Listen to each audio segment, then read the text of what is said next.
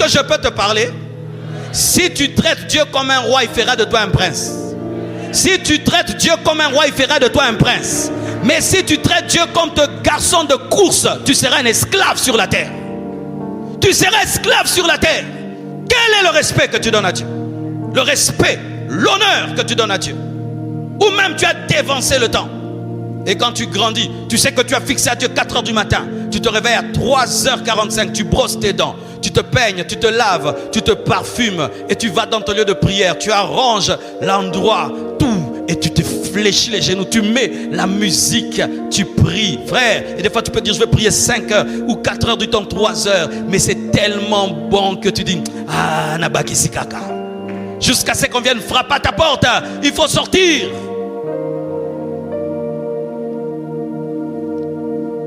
Si tu veux la présence de Dieu, tu dois payer le prix du temps.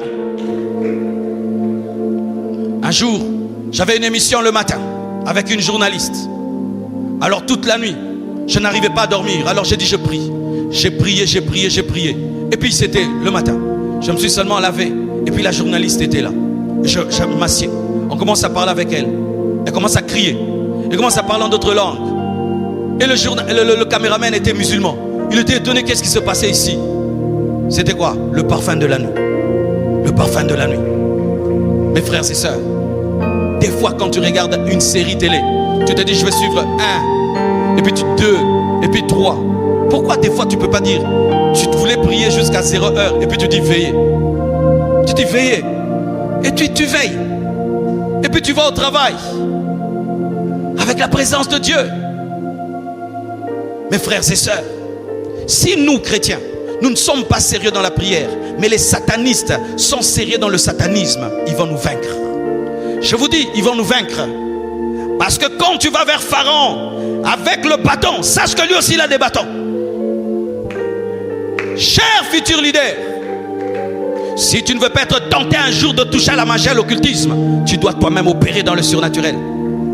Parce que lorsque tu vas voir leur magie de manière évidente, tu entres dans le bureau, tu n'étais pas malade, tu tombes malade. Tu entres dans le bureau, tu vois un serpent. Tu entres dans le bureau, un esprit t'apparaît. Si tu n'es pas un homme de prière, tu vas fuir soit le travail ou tu vas toucher à la magie pour être protégé. Si vous ne voulez pas toucher à la magie, vous devez être en avance par rapport aux magiciens. Vous devez être 10 fois supérieur par rapport à eux. Et le secret, c'est la prière. Noircissez vos genoux dans la prière. Tes genoux sont trop beaux. Tes genoux sont trop beaux. Tes genoux sont trop beaux. Un musulman véritable, le front, il est noir. Mais les chrétiens, les genoux, trop beaux. On ne s'agenouille plus. On ne s'agenouille plus. On ne s'agenouille plus. On est courbé devant nos écrans. Un christianisme du téléphone.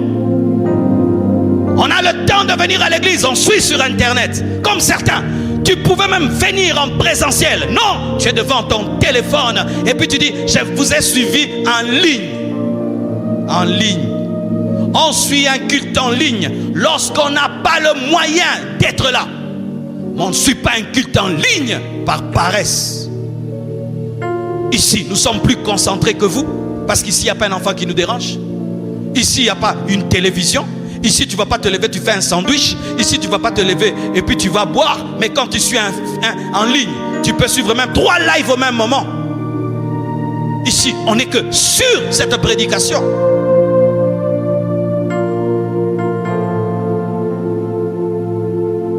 Nous sommes en train de tuer notre vie chrétienne.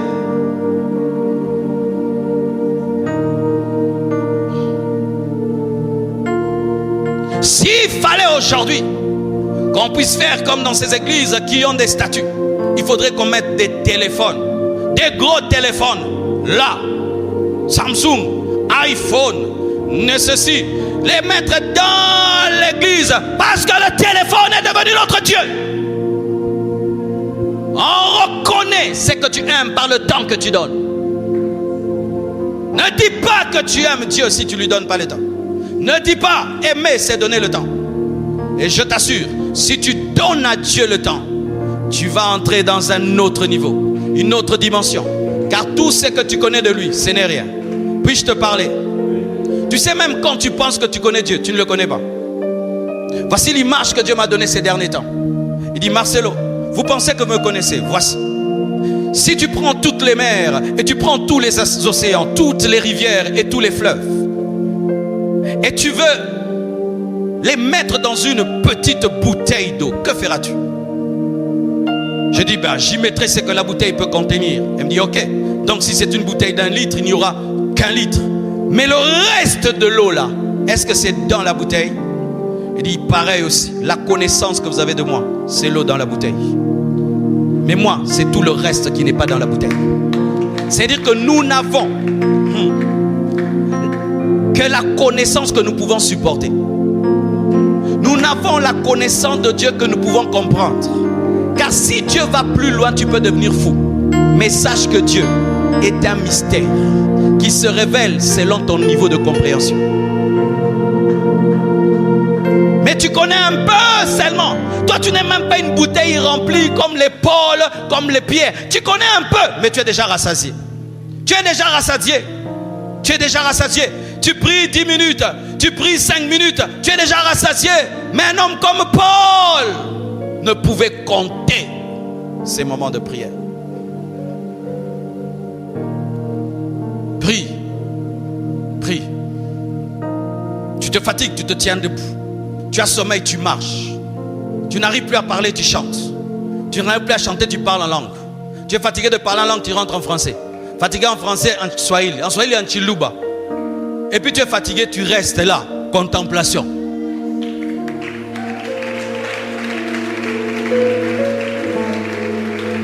Au point où quand même Dieu te regarde, dit, vraiment il m'aime. Hein? Son corps le dérange. Les moustiques le dérangent. La chaleur le dérange. Tout autour le dérange. Mais il est toujours là. Cet enfant même. Dieu n'exauce pas seulement les paroles. Il exauce l'expression d'amour. Tu vois, je peux venir chez moi à la maison. Je trouve quelqu'un à ma porte. Et je ne lui ai pas fixé rendez-vous. Je dis, monsieur, que tu veux? Oh, pasteur, j'ai un problème. Je dis, non, moi je ne reçois pas à la maison. Je reçois à l'église. Monsieur, tu rentres. Et puis j'entre chez moi. Et puis, de mon balcon, je le vois. Il est toujours là. 1 heure après. 2 heures, 3 heures. La pluie tombe sur lui. Qu'est-ce que je vais faire? J'ai dit, faites-le entrer. Monsieur, qu'est-ce qu'il y a? Pasteur, j'ai besoin que tu pries pour moi. Je prierai pour lui. Dieu pareil. Quand tu te tiens devant lui, ta détermination à le chercher et ta prière. Parce que des fois, c'est que tu dis, il savait déjà que tu allais le dire. Mais est-ce que tu veux vraiment ce que tu veux? Est-ce qu'il veut vraiment ce qu'il veut? Les hommes qui ont changé sont venus à Dieu comme s'il n'y avait rien que Dieu, parce qu'il n'y a pas quelqu'un d'autre que Dieu. Si quand je prie, je dis, Seigneur, bénis-moi, mais si tu n'agis pas, je me débrouille, Dieu n'agira pas. Père, il n'y a que toi. Père, il n'y a que toi. Et Dieu qui sonde le cœur et le rein, il sonde ton cœur. Il cherche, il cherche. Il n'y a que moi. Gabriel descend. Agis. Ils sont. Si tu n'agis pas, mon oncle va le faire, ma tante va le faire. Laisse, sa tante va l'aider. Jésus, fais quelque chose. Ils sont ton cœur. Cet enfant n'a personne. Allez, Michael, va dans le combat là. C'est pourquoi quand tu pries, ne viens pas qu'avec ta bouche. Viens avec toi-même. Zambenami Memi. Parce que tu peux venir à l'église physiquement, mais ton cœur est à la maison. Ton cœur est à la maison. Je vais faire ceci, il y a cela, il y a cela. À la fin du culte, tu n'es pas totalement là. Et quand tu n'es pas total, Dieu n'est pas total. Dieu parle à un homme ce soir. Hein? Allez rebâtir vos hôtels. Allez rebâtir vos hôtels. Chaque fois que le feu doit tomber, l'hôtel doit être rebâti. Et l'hôtel, c'est la prière. Comment tu veux que l'avion atterrisse mais il n'y a pas d'aéroport? Comment tu veux que la bénédiction tombe dans ta vie? Que Dieu te garde, que Dieu te protège et que Dieu t'utilise, mais il n'a pas où descendre, tu ne pries pas. Raison, fatigue. Tout le monde est fatigué. Raison, maladie. Tout le monde tombe des fois malade. Raison, la maison est petite. La plupart ont des petites maisons. Mais malgré ça, ils prient. Malgré ça, il cherche Dieu. Arrête de donner des raisons. L'homme dont je te parle était un homme occupé. C'était un homme élevé. C'était un homme à côté du roi. Donc tout le temps on l'envoyait. Mais malgré ça, il pouvait prier. Malgré ça, il pouvait pleurer. Malgré ça, entre des conversations, il pouvait s'adresser à Dieu. Et ça révèle une chose. Néhémie avait tout le temps conscience de Dieu. Néhémie vivait dans la présence de Dieu. Parce que lorsqu'un homme est capable de prier dans une conversation, donc il a plus conscience du roi des rois que le roi. Quand tu vois un homme prier pendant que vous causez, c'est-à-dire qu'il vit avec Dieu. C'est-à-dire que Dieu est transcendant à lui et totalement permanent devant lui, de sorte qu'il peut le faire intervenir à chaque moment parce qu'il vit dans sa présence. As-tu des moments où tu oublies Dieu?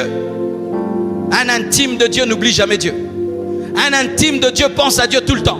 Tout le temps il pense à Dieu. Même dans ses rêves il pense à Dieu. Ainsi, dans une conversation, tu peux demander la sagesse à Dieu. Dans une conversation, tu peux dire, oh Dieu, je dis quoi? Oh Dieu, je fais quoi? Oh Dieu, le roi ne savait pas qu'il priait, mais c'est Néhémie qui nous écrit ça, qu'il priait. Priez sans cesse. N'arrête pas de prier parce que tu as dit Amen. Ce n'est pas parce que tu t'es tenu debout que la prière s'est arrêtée. C'est le corps seulement qui s'est tenu debout. Mais continue à prier. Même quand on dira Amen après le culte, n'arrête pas de prier. On a dit Amen parce qu'il faut rentrer à la maison. Mais ce n'est pas la fin de la prière. Dans ta voiture, prie. La voiture bouge un peu. Tu vois des gens dans des bars. Oh Seigneur, sauve. Tu vois le Congo. Oh Dieu, aide le pays. Sois une prière tout le temps. Prière tout le temps. N'est-ce pas que ton parfum commençait à agir depuis la maison jusqu'ici? Ton parfum n'a pas agi qu'ici. Depuis que tu as mis ton parfum dans la voiture jusqu'ici, même après. Et le parfum véritable, c'est la prière. Soyez tout le temps des gens qui parfument et qui parfument tout autour d'eux par la prière. Néhémie était un homme qui savait réagir par rapport aux ennemis. Il avait des ennemis, Sambala, Tobija et Guerchem. Lorsque Néhémie est allé pour rebâtir la muraille, il a trouvé des hommes païens qui s'opposaient à la construction. Ils se moquaient de lui, ils le décourageaient. Il disait même que c'est un petit renard passé par là, la muraille allait tomber. Ces hommes ont tenté même de le tuer, ont tenté même de renverser la muraille. Ils n'aimaient pas la muraille, pourquoi? Parce que la muraille protégeait Israël. Ils pouvaient entrer comme ils voulaient au travers des brèches. Comme il y a des gens qui aiment des temps de faiblesse dans ta vie. Ils aiment quand tu es sans protection. Ils aiment quand tu es pauvre. Ils aiment quand tu es malade. Ils aiment quand il y a des brèches dans ta vie parce que ça les permet de te toucher, de t'atteindre. Et lorsque tu commences à t'organiser, lorsque tu commences à colmater les brèches, lorsque tu commences à organiser ta vie, lorsque tu commences à organiser tes affaires, organiser ton ministère, organiser tes études, organiser ta vie, les Sambala, les Tobija se lèvent pour te décourager, afin que tu arrêtes de construire, pour te décourager, afin que tu ne sois pas concentré. Il y aura toujours des Sambala dans ta vie. Il y aura toujours des Tobija dans ta vie. Il y aura toujours quelqu'un pour te décourager. Tout homme qui a un rêve aura un Sambala. Tout homme qui a une vision aura un Tobija. Tout homme qui a un rêve aura des oppositions. Le problème, ce ne sont pas les ennemis. Le problème, c'est comment tu réagis face à eux. Car si Sambala ne s'élève pas, quelqu'un d'autre s'élèvera. Parce que le diable utilise les hommes pour s'opposer aux hommes qui réussissent. Et voici la réaction de Néhémie. Continuez malgré tout. N'arrête pas de faire ce que tu fais parce qu'on te critique. Je te dis, futur leader et leader, n'arrête pas de faire ce que tu fais parce qu'on te critique. Mais plus on te critique, plus construit. Et plus construit, et plus construit. N'arrête pas de bâtir ce que tu bâtis parce que des hommes ont dit que ça va tomber. Mais plus on dit que ça va tomber, plus ajoute le ciment.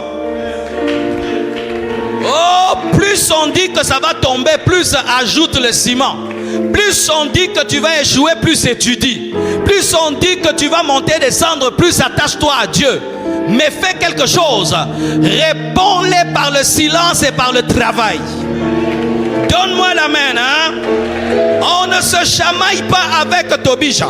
On ne se chamaille pas. Ton symptôme est fait débrancher parce que tu es en dehors de la prédication. Alléluia.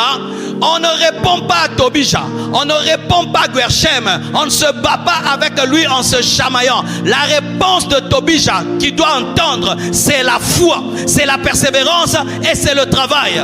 Arrête de te chamailler contre les gens qui ne t'aiment pas. Tu perds ton temps. Ils sont en train de te distraire parce que eux utilisent les brèches et ils veulent t'empêcher d'avancer. Au lieu de perdre ton temps à critiquer ceux qui te critiquent et à répondre à ceux qui te répondent, toi mets ton bec dans le travail. Bosse, bosse, bosse. Parce que toi, ta mission ce n'est pas vaincre Tobija. Ta mission c'est de faire la muraille. Donne-moi la main que je te parle. Tobija et Guerchem viennent te distraire pour te dire que tu dois les gagner. Alors que toi, tu n'as pas quitté la maison du roi pour vaincre Tobija, mais pour construire la muraille. Lorsque quelqu'un vient pour te combattre quand tu construis, il veut t'enlever de la muraille pour t'amener dans sa vie, alors que tu n'as pas été ouin pour dépasser Tobija, mais pour bâtir la muraille. Quelqu'un te dit que tu ne prêches pas bien. Maintenant tu veux prêcher pour lui prouver. Dieu ne t'a pas appelé à lui prouver. Toi sauve les âmes, guéris les malades. Sauve les âmes, guéris les malades. Parce que moi je n'ai pas reçu l'onction pour dépasser un pasteur, mais j'ai reçu l'onction pour t'impacter. Pour t'impacter, pour t'impacter et t'impacter. Donne-moi la main, hein? Mon frère, ma soeur, ne change pas de but. Tu n'as pas reçu l'onction pour dépasser quelqu'un. Tu as reçu l'onction pour atteindre ta destinée. Alléluia. Arrête de répondre aux gens. Tu es en train de perdre la salive. Prie, travaille, prie, travaille. Et alléluia. C'est pourquoi il faudrait que ton rêve puisse tellement te préoccuper de sorte que tu n'entendes pas trop ce qu'on dit. On t'insulte, tu ajoutes un mur. On t'insulte, un autre mur. On t'insulte, une autre pierre. Quand ils vont finir, tu es encerclé de murs. Pourquoi tu perds le temps à t'occuper de Sanballat et Tobija? Dieu les connaît, il peut les tuer la nuit. Mais s'il les laisse vivre, c'est parce qu'ils ont encore une mission dans ta vie, te pousser à finir la muraille. Oh, donne-moi la main. Vous connaissez le coach de la muraille, c'est Sanballat et Tobija. Lorsque tu commences à construire lentement, et ils viennent, ils t'insultent pour que tu puisses construire rapidement. Est-ce que tu vas haïr ton coach? Il ne faut pas haïr ton coach.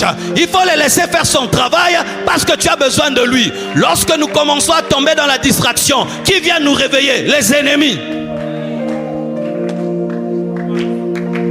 Tu commences à dormir sans prier, la nuit, envoûtement.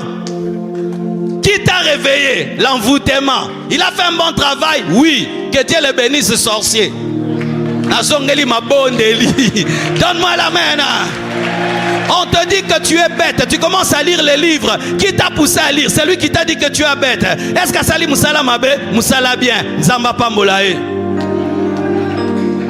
Quand tout le monde attend ta chute, ça va te donner la concentration, n'est-ce pas? Qui t'a aidé à te sanctifier? Pénina. Elle t'a donné Samuel.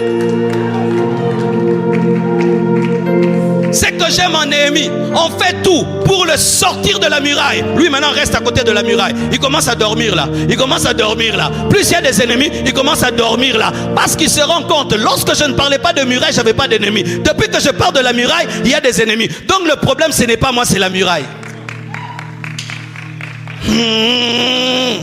Lorsque tu remarques que Dieu te parle dans le secret des combats, comment sans que Satan était là. Lorsque te donne une prophétie, Dieu te parle dans le secret, il n'y a personne. Mais tu sors les combats comment? Sache que lorsque Dieu parlait, Satan était là. Lorsque tu nais, on commence à tuer les enfants mâles. Sache que Satan était dans la maternité.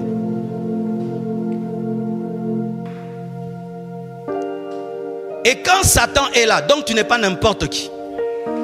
Parce que Satan ne combat pas ceux qui ne font rien.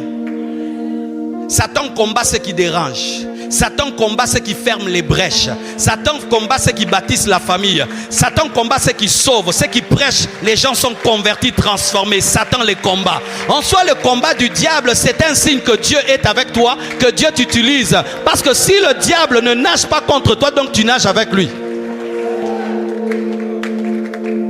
Arrête de te justifier. Même si tu te justifies, ils ne croiront pas en toi. Parce qu'ils ont décidé de te combattre.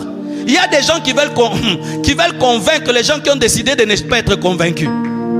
Concentre-toi sur les gens qui t'aiment. Concentre-toi sur la muraille. Concentre-toi sur ton équipe. Concentre-toi sur les gens qui t'encouragent. Arrête de perdre ton temps à expliquer ta vie à tout le monde. Tu n'es pas un livre que tout le monde peut comprendre et lire. Tu es un mystère. Seuls les gens qui t'aiment peuvent aimer et comprendre ton histoire. Donne-moi la main, hein? Donne-moi la main, hein? Tu perds ta salive, tu perds ton énergie. Il y a des gens, quand il est décidé de ne pas t'aimer, il ne t'aimera pas. Donne-moi la main.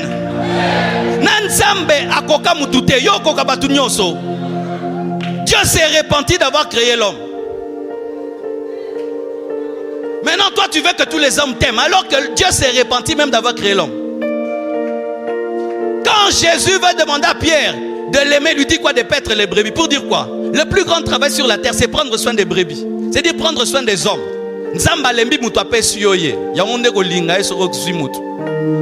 Maintenant, l'homme qui peut crucifier son Dieu et tuer son Dieu te tue, toi tu es étonné.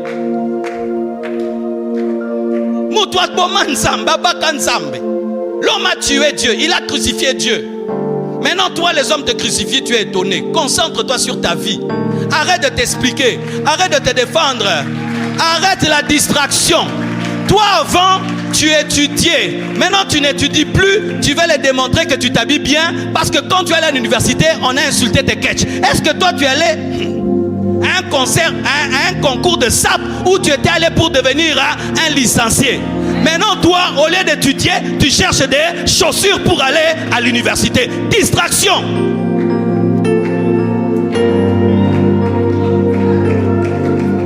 Tu commences les affaires. Tu n'as pas beaucoup d'argent. Tu amènes une marchandise, des vestes qui ne sont pas chères. On se moque de toi. Tu as pu amener 100 vestes qui ne coûtent pas cher. Et tu aurais eu un grand bénéfice. Comme on s'est moqué de toi, tu commences maintenant à acheter des vestes chères que personne ne va acheter. Tu as quitté ta vision. Dieu te donne un message. On dit que tu prêches les affermissements. Tu arrêtes de prêcher tes affermissements. Tu veux prêcher maintenant des choses compliquées. Mais Dieu ne t'a pas appelé à prêcher des choses compliquées. Même Jésus, quand il prêchait, les enfants comprenaient.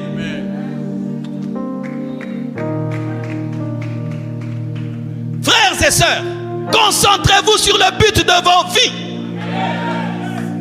Qu'est-ce que Dieu t'a dit en secret? Reste seulement dans ça. Ne change pas, ne bouge pas, reste dans ça. Et s'il faut répondre aux ennemis, finis vite ce que tu dois faire. Finissez vite ce que vous devez faire. Mais n'arrête pas de faire ce que tu fais parce qu'on t'insulte. N'arrête pas de faire ce que tu fais parce que les gens te découragent. Les découragements sont les signes que tu fais quelque chose d'important.